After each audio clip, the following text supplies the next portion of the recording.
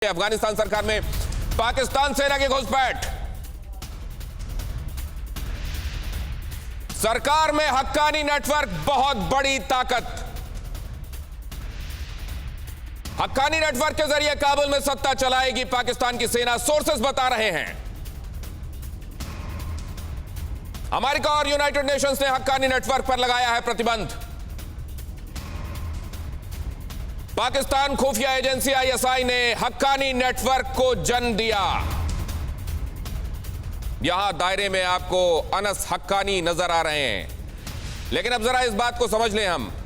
जहां ये भाटिया साहब कह रहे थे कि भरोसे के लायक ना तो ये खुद हैं ना ये आपस में भरोसा, लेकिन ये आपस में भरोसा इनका चल कैसे रहा है स्वर्ण साहब? चीन का पाकिस्तान पर, पाकिस्तान का चीन पे, तालिबान पर, इन दोनों का ये कैसे भरोसा कर रहे हैं एक दूसरे पर? देखिए, चीन की जहां तक बात है तो वो धर्म के आधार पर, वो धर्म को मानता नहीं है, कम्युनिस्ट देश है। धर्म के आधार पर वो बिल्कुल ध्यान नहीं देता किसी भी अपनी नीति पर। तो अपने उइगुर्स के साथ जिस तरह से वो बर्ताव कर रहा है, मुझे नहीं लगता उसका कोई भी सीधा लेन देन है कि वो तालिबान से कैसे जुड़ेगा। 4 चीज़ों की वजह से वो तालिबान से दोस्ती का हाथ आगे बढ़ाएगा। पहले तो ये उनसे वायदा लेगा कि वो ईस्ट तुर्कमेनिस्तान इंडिपेंडेंस मूवमेंट के साथ नहीं जुड़े, जो पहले जब तालिबान ताकत में आया था तो 90 के दशक में आप देखें काफ़ी हिंसा हुई थी सिंचियांग में चीन के। दूसरा, चीन खुश है कि अमेरिका उनके पड़ोस से निकल गया है और विदेशी ताकतें, यूरोपीय ताकतें भी निकल गई हैं। और ये एक रास्ता खुल गया कि चीन वहां जाकर अपना प्रभाव बढ़ा सकता है। तीसरा, उनका जो belt and road initiative Pakistan के साथ चाइना पाकिस्तान इकोनॉमिक कॉरिडोर बना हुआ है, उसमें धीरे धीरे रशिया, ईरान, ताजिकिस्तान, तुर्कमेनिस्तान सब जुड़ने की तैयारी कर रहे थे। पर बीच में ये अफगानिस्तान जो था वो एक तरह से रोड़ा अटका हुआ था कि वो सीधा उसको बढ़ने नहीं दे रहा था। तो अब तालिबान से हाथ मिलाकर उनको परोक्ष प्रत्यक्ष रूप से बहुत से तरह से इंसेंटिवाइज करेगा। उनको तालिबान कह चुका है कि चीन महान दोस्त है और हम बेल्ट एंड रोड इनिशिएटिव से जुड़ना चाहेंगे। तो ये चाइना पाकिस्तान इकोनॉमिक कॉरिडोर जो बेल्ट एंड रोड इनिशिएटिव का एक हिस्सा है, उसको इस्तेमाल करके बढ़ाकर चीन पूरा प्रभाव बढ़ाएगा। अगेन जो आप इशारा कर रहे हैं, चीन का सबसे अच्छा दोस्त है पाकिस्तान। पाकिस्तान भी नहीं चाहता था कि भारत दोनों तरफ से उसको घेर ले। उसको हमेशा से परेशानी थी कि भारत का जो प्रभाव है वो अफगानिस्तान में है, तो चीन उसको भी साथ लेगा और भारत को भी चाहेगा कि भारत का वहां प्रभाव ना बढ़े।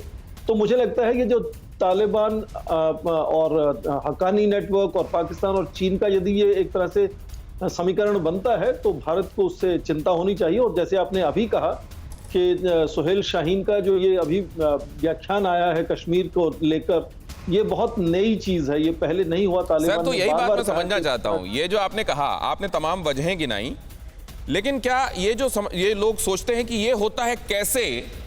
असल में सबके पीछे जहां उत्तर न मिले होते हैं पैसे। यह भी समझना चाहूंगा क्या पैसे ही हैं वो जो कंट्रोल कर रहे हैं सारी चीजों को? लेकिन सुरेंद्र कुमार साहब के पास अभी जाता हूं। सुरेंद्र सर, अगर बातचीत का चैनल खुला है तो हिंदुस्तान ने तो कैटेगोरिकली कह ही दिया है कि तुम्हारी धरती से भारत के खिलाफ कोई टेररिस्टिक गतिविधि हम मंजूर नहीं करेंगे। फिर इसमें कंफ्यूजन कहां है? क्यों तालिबान को इसको लेकर अभी क्लैरिटी नहीं है?